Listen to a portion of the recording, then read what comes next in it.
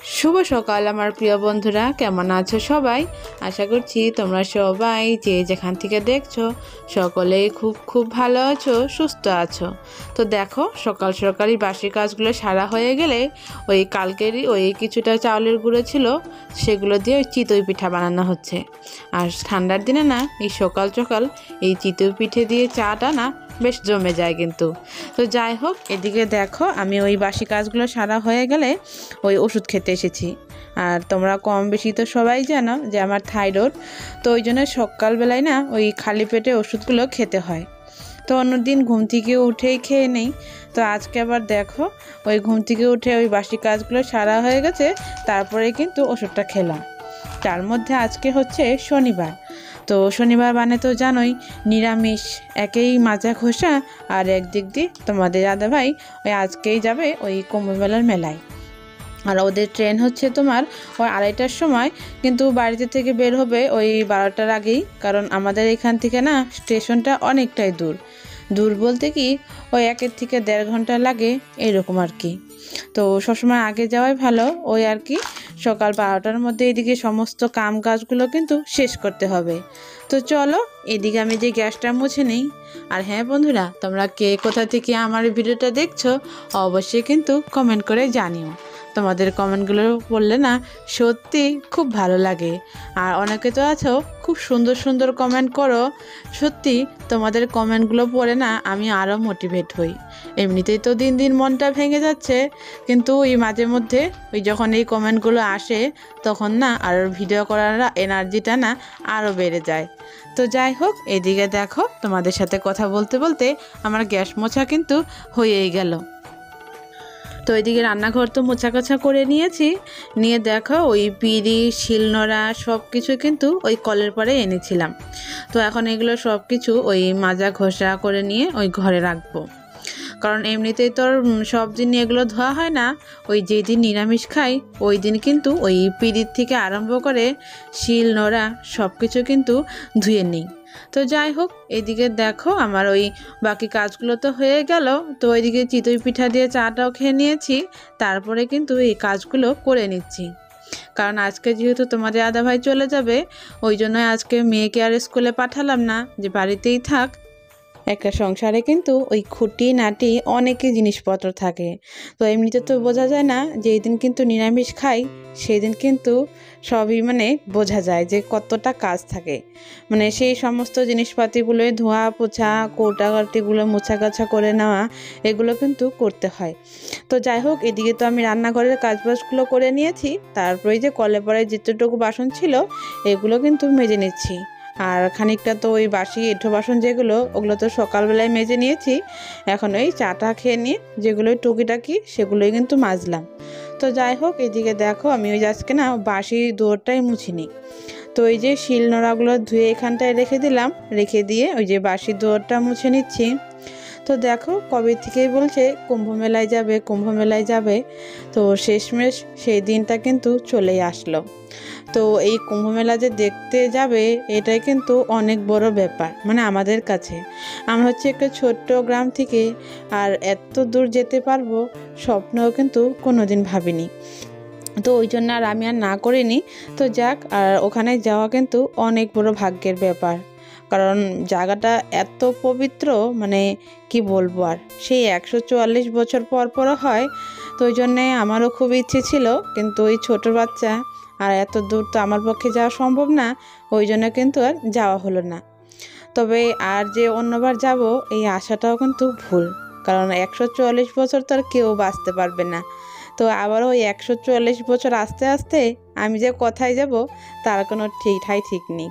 তো যাই হোক, এদিকে দেখো ওই তোমাদের দাদাভাইকে একটু চা করে দিলাম আর মেয়েকেও ম্যাগি বানিয়ে দিয়েছি।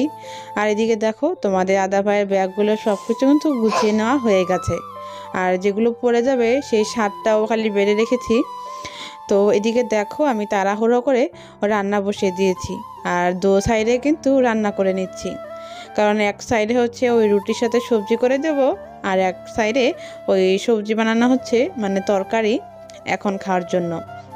কারণ অনেক দূর, ওই একদিনের মতো লাগবে। তো ভাবছি রাত্রে খাবারের জন্য ওই নিরামিষ খেক আর রুটি বানিয়ে দেব। আর এখন তো ভাত খেয়েই যাবে, তো হচ্ছে ব্যাপার।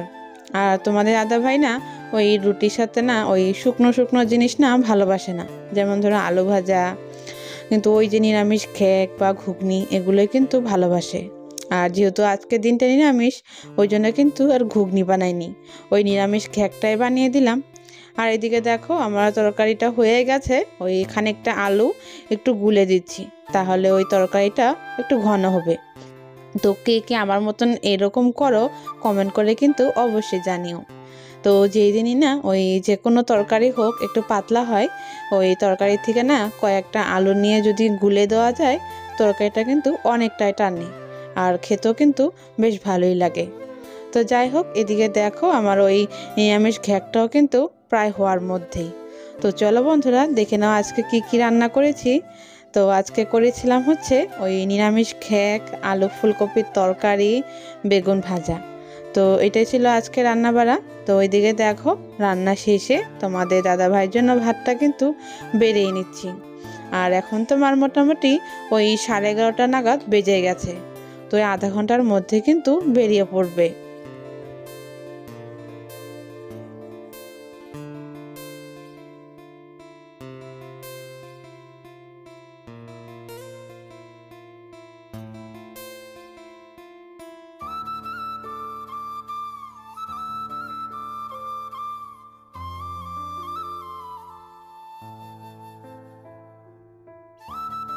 তো এদিকে দেখো তোমাদের দাদা ভাইকে খেতে দিলাম। আর আমরা তো সবসময় নিচে বসেই খাই, তবে ওই টেবিল চেয়ারে না অতটা অভ্যস্ত না, কারণ টেবিল চেয়ারে বসে খেলে না ওই শান্তি হয় না, যতটা শান্তি ওই নিচে বসে খেলে হয়। তো ওইদিকে দেখো ওদিকে খেতে দেওয়ার পর আমি এদিকে গরম গরম রুটি ভেজে নিচ্ছি। আর রুটিগুলো না বেশ ফুলে যাচ্ছে। অন্যদিন না ওই রুটি ফুলেই না, আর আগে তো কিছুতেই ফুলতো না, অনেক চেষ্টা করলেও না রুটি ফুলাতে পারতাম না। তবে এখন আস্তে আস্তে কিন্তু বেশ ভালোই ফুলে আমার রুটিগুলো।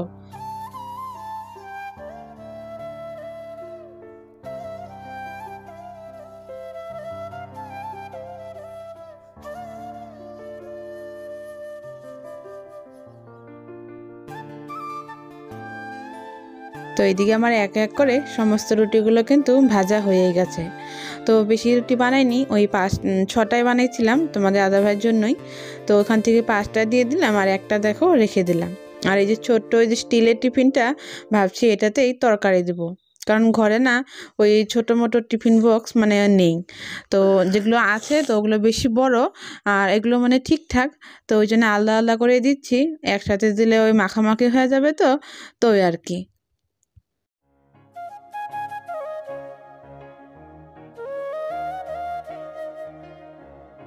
তো ওইদিকে দেখো ব্যাগ ট্যাগ কিন্তু সব রেডি। তো বাবলি তো বলছে যে ওও যাবে। তো ওইদিকে দেখো মায়ের দর্শন করে বেরিয়ে পড়ছে ওই উত্তরপ্রদেশে যাওয়ার জন্য। তো আস্তে আস্তে ওই 5-6 দিনের ব্যাপার, মানে 5-6 দিনের মতন থাকবে ওখানে, তারপরে আসবে। যেহেতু যেতে একদিন আসতে একদিন, 2 দিন তো এমনিতেই চলে গেল, আর মাঝখানে হচ্ছে 3 দিন। তো যাওয়ার সময় না সত্যি মনটা আমারও খুব খারাপ হয়ে যাচ্ছিল। তো ওইদিকে সকালবেলায় তো আজকে স্নান করেছিলাম, তো ওই যে কাপড় টাপড়গুলো ধুয়ে রেখেছি, কিন্তু ওই মেলে দেওয়ার সময় পাইনি। তো সকাল থেকে তো দেখলেই অনেকটা তাড়াহুড়োর মধ্যে সব কিছু করে নিলাম। তো ওইদিকে তোমাদের দাদা ভাই যাওয়ার পর আমি এই যে যে ভিজে কাপড়গুলো সেগুলো যে মেলে দিচ্ছি। আর দেখো আজকেও কিন্তু একটু রোদ নেই। তো যাই হোক বন্ধুরা, আজকের মতন ব্লগটা আমি এখানে শেষ করছি। ভালো লাগলে লাইক কমেন্ট শেয়ার করে দিও, আর চ্যানেলে নতুন বন্ধু হয়ে থাকলে চ্যানেলটা কিন্তু অবশ্যই সাবস্ক্রাইব করে দিও। তাহলে আজকের মতন বিদায় নিচ্ছি, আবারও দেখা হচ্ছে তোমাদের সাথে নতুন আরেকটা ব্লগ নিয়ে। ততক্ষণ সকলেই ভালো থেকো, সুস্থ থেকো, এই কামনাটাই করি।